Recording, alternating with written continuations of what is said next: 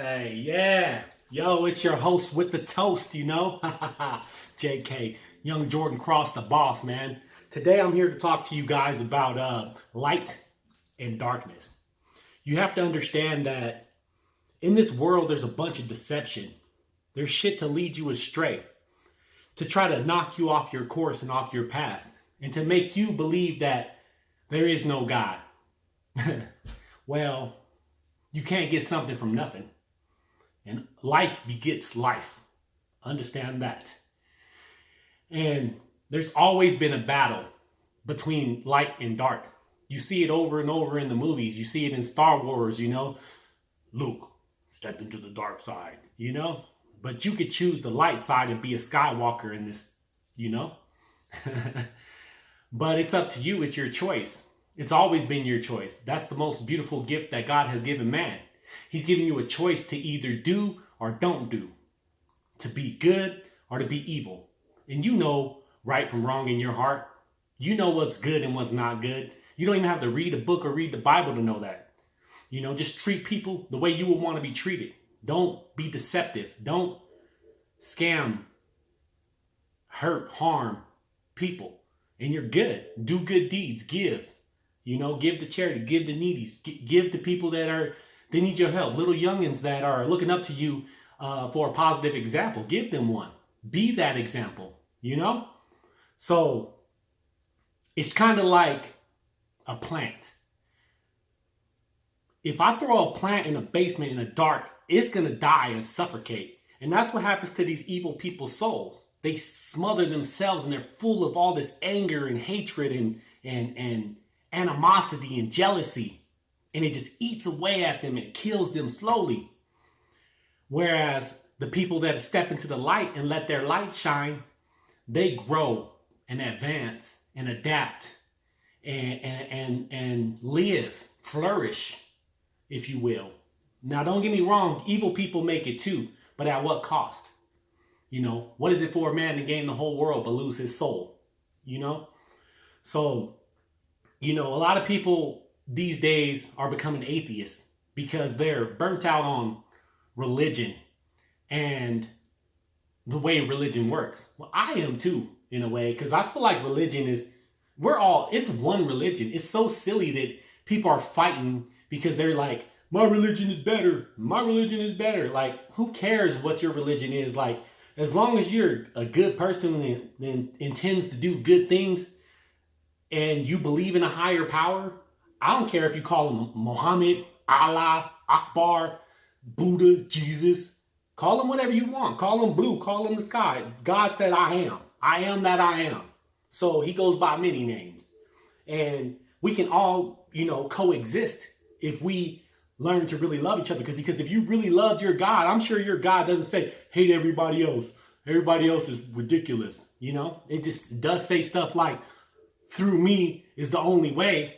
But that could mean, you know, if I could take my car and I can get to the same destination that you're going to and take many different routes. So it is the only way, in a sense, that's the way you choose to get to him.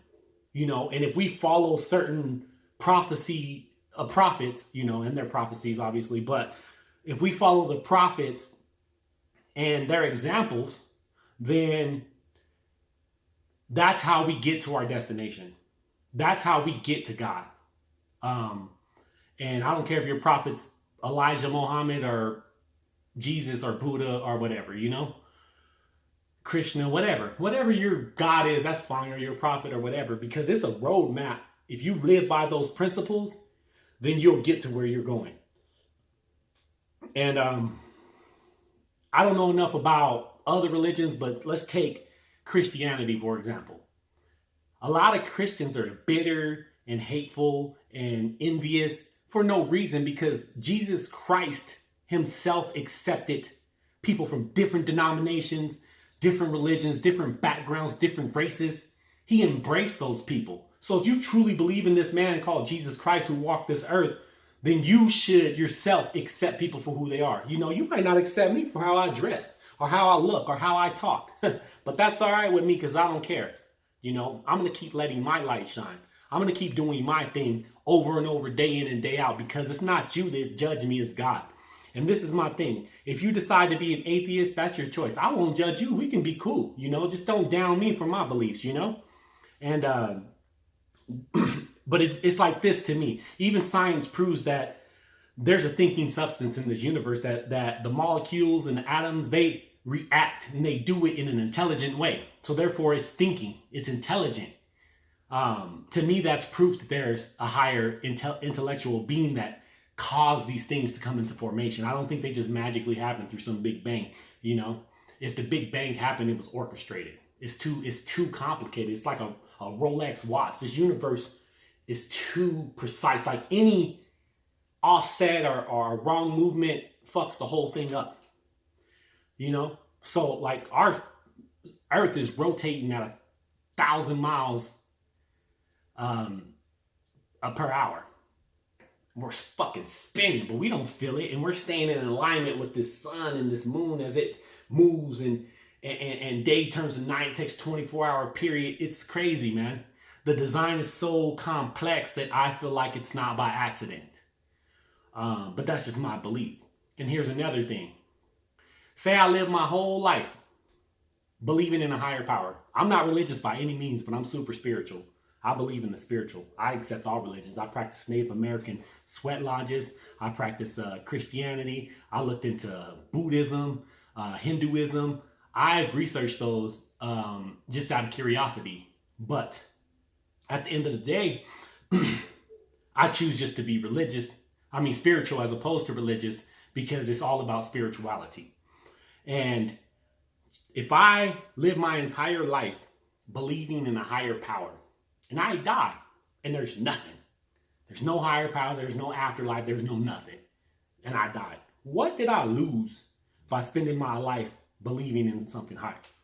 Now, on the reverse hand, if there is a higher power, and there is a such thing as judgment and consequences and whatnot, what do you have to lose by living your whole life denying God?